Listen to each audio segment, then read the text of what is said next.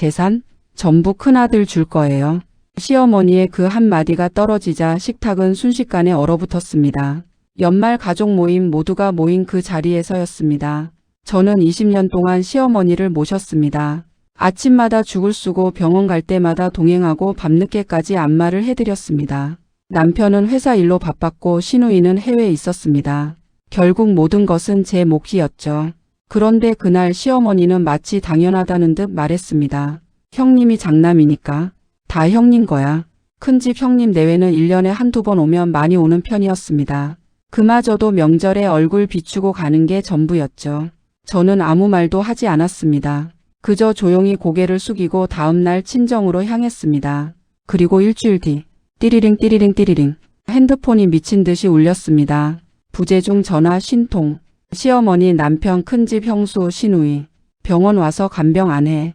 지금 뭐 하는 거야? 하지만 그 전화 너머로 들려온 진실은 제가 상상했던 것보다 훨씬 더 잔인했습니다. 제 이름은 김지영, 올해 51살입니다. 26에 결혼해서 25해를 한 집안의 며느리로 살았습니다. 남편 박성수는 차분하고 성실한 사람이었지만 집안일에는 거의 관심이 없었습니다. 엄마는 내가 잘 챙겨줘. 내가 바빠서 못하니까. 결혼 초부터 시어머니와 함께 사는 게 당연했습니다.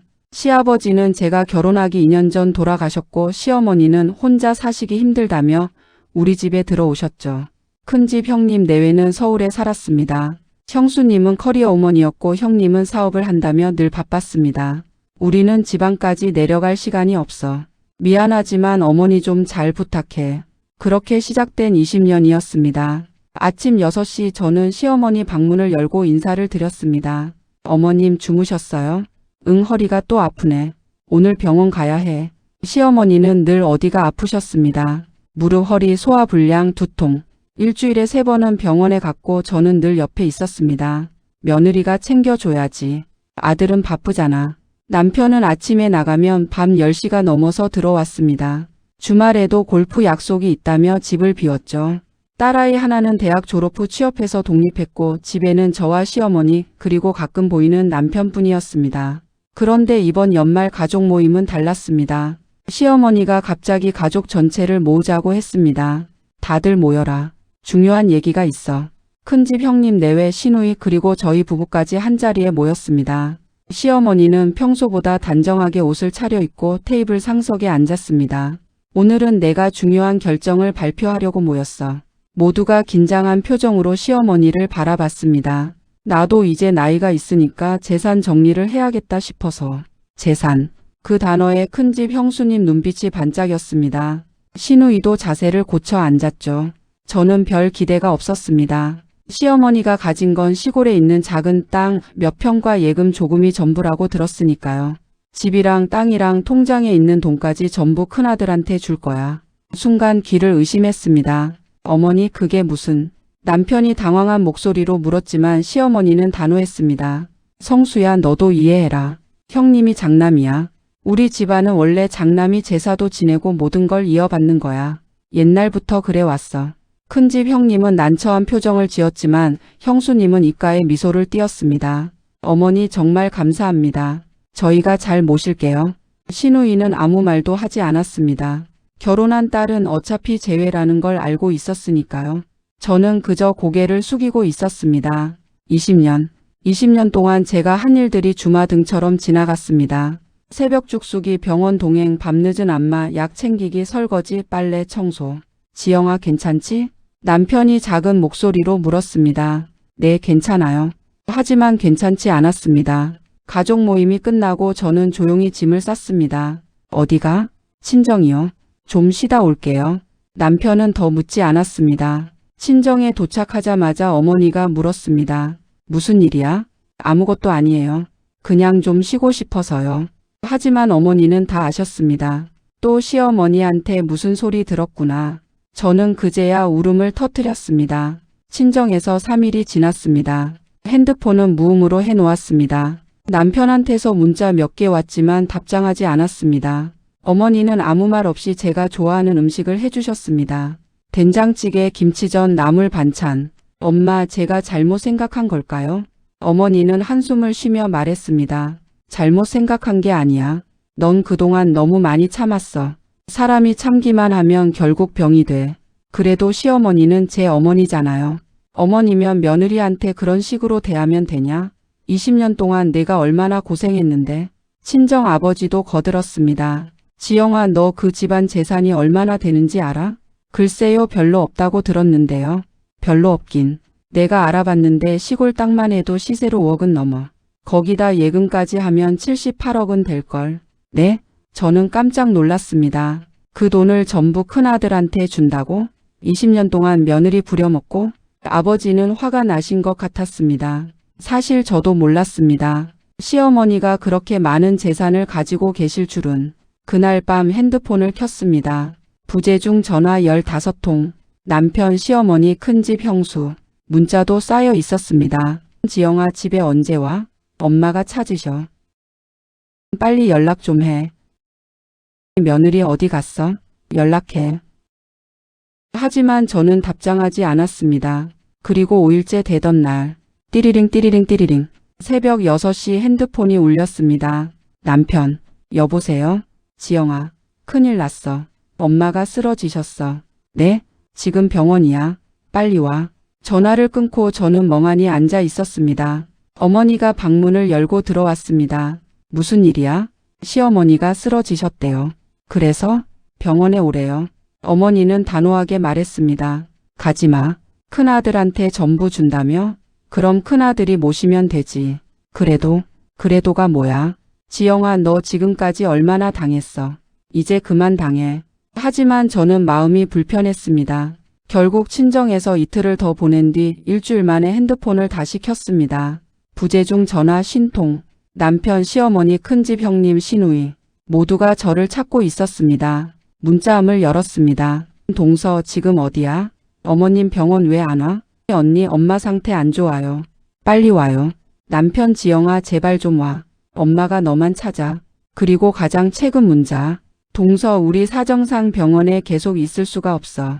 어머님 간병은 동서가 해야지. 당연한 거 아닌가요? 당연한 거? 재산은 전부 가져가면서 간병은 제가 당연히 해야 한다고? 그 순간 뭔가가 끊어지는 소리가 들렸습니다. 병원에 도착했습니다. 복도에는 남편과 큰집 형님이 서 있었습니다.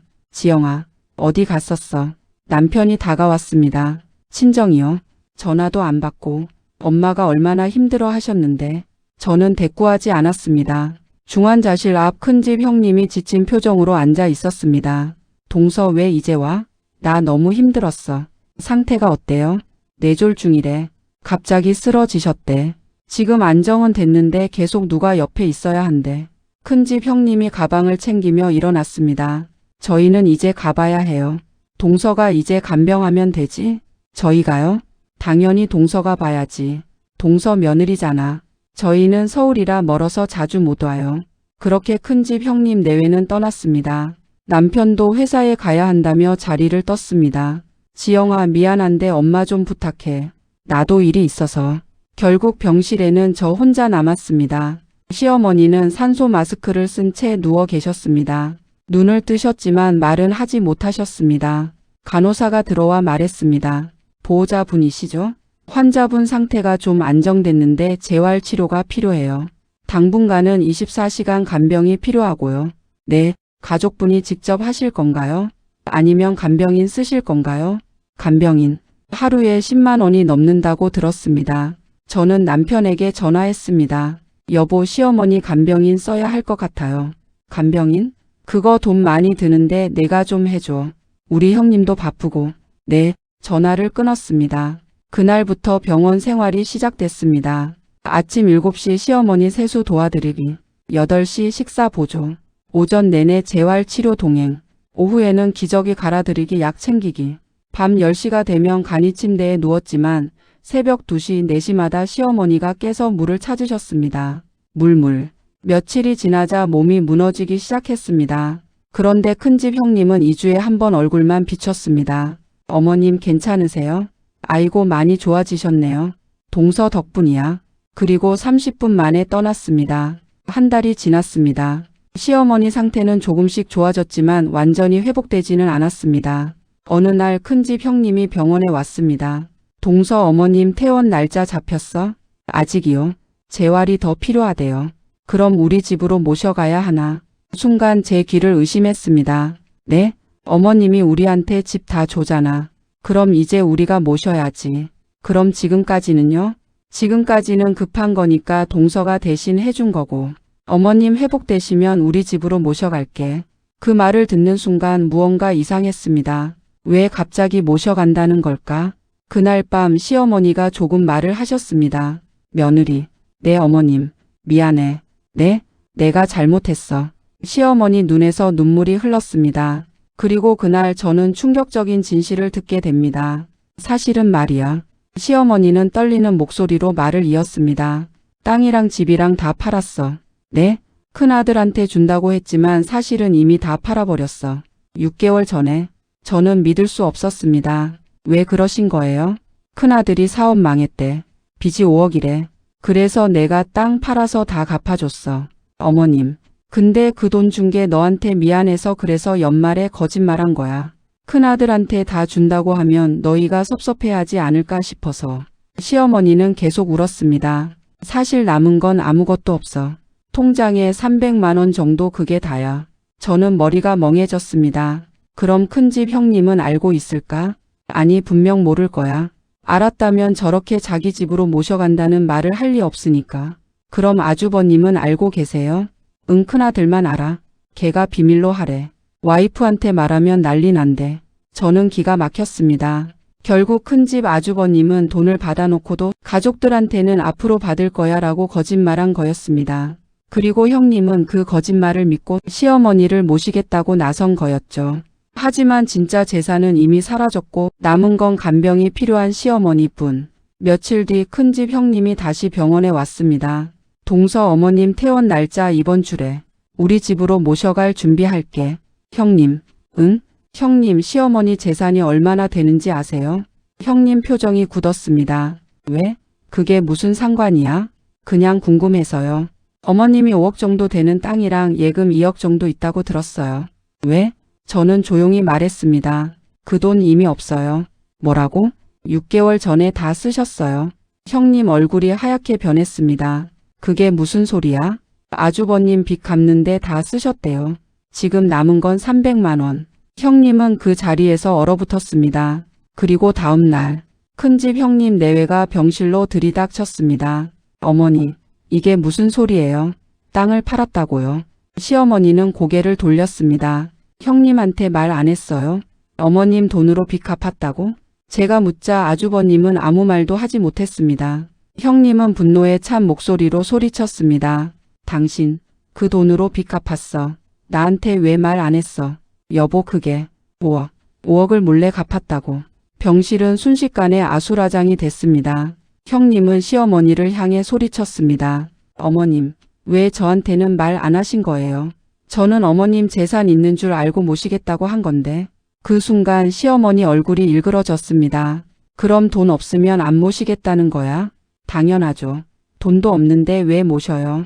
간병비만 해도 한 달에 수백씩 드는데. 저는 그 광경을 멍하니 바라봤습니다. 결국 모든 게 돈 때문이었구나. 큰집 형님은 그날로 병원을 떠났습니다. 어머님 죄송하지만 저희는 못 모시겠어요. 동서가 알아서 해.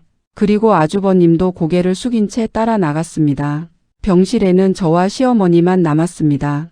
시어머니는 눈물을 흘리며 말했습니다. 며느리, 네, 나 정말 미안해. 너한테 너무 못했어. 20년 동안 넌 나한테 정말 잘해줬는데 나는 내가 당연한 줄만 알았어. 시어머니는 흐느꼈습니다. 큰아들한테 다 줬다고 했을 때 내 표정 봤어. 너 얼마나 속상했겠어. 어머님, 그래도 넌 아무 말 안 하고 참았잖아. 나는 그게 너무 미안했어. 저는 가만히 시어머니 손을 잡았습니다. 어머님 이제 그만 우세요. 며느리야 나 용서해 줄 수 있어? 저는 한참을 생각했습니다. 20년. 그 세월이 쉽게 용서될까요? 하지만 지금 제 앞에 있는 건 재산도 없고 가족도 떠나고 간병이 필요한 약한 노인일 뿐이었습니다. 천천히 생각해 볼게요. 며칠 뒤 남편이 병원에 왔습니다. 지영아 엄마 우리가 모셔야 할 것 같아. 당신 형은요? 형은 형수랑 싸우고 지금 연락도 안 돼. 그래서 우리가 모시라고요? 응, 미안해. 저는 남편을 똑바로 쳐다봤습니다. 여보, 나 20년 동안 시어머니 모셨어요. 알아? 그런데 어머님은 재산을 형님한테 다 준다고 하셨어요. 나는 당연히 간병만 하라고. 지영아, 나 이제 못해요. 남편은 당황한 표정을 지었습니다. 그럼 어떡하라고? 요양원 알아보세요. 아니면 당신이 회사 그만두고 모시세요. 지영아, 그게 무슨 소리야? 나도 이제 내 인생 살고 싶어요. 그날 저는 남편에게 선택을 강요했습니다. 당신이 선택하세요. 엄마 모시려면 당신이 직접 하세요. 나는 20년 했으니까 이제 당신 차례예요. 남편은 며칠을 고민하다가 결국 요양원을 알아봤습니다. 시어머니는 요양원에 들어가셨습니다. 처음에는 섭섭해 하셨지만 점점 적응하셨습니다. 저는 일주일에 한 번 면회를 갔습니다. 어느 날 시어머니가 제 손을 잡으며 말했습니다. 며느리야, 고마워. 네? 내가 나를 버리지 않아서. 저는 아무 말도 하지 못했습니다. 큰아들은 한 달에 한 번도 안 와. 며느리만 매주 와. 시어머니 눈에서 눈물이 흘렀습니다. 내가 잘못 봤어. 진짜 자식은 핏줄이 아니라 마음이구나. 그날 저는 시어머니와 함께 울었습니다. 미움도 원망도 섭섭함도. 시간이 지나면 결국 남는 건 사람이라는 걸. 그녀는 그제야 깨달았습니다. 사랑은 늘 너무 늦게 온다는 걸.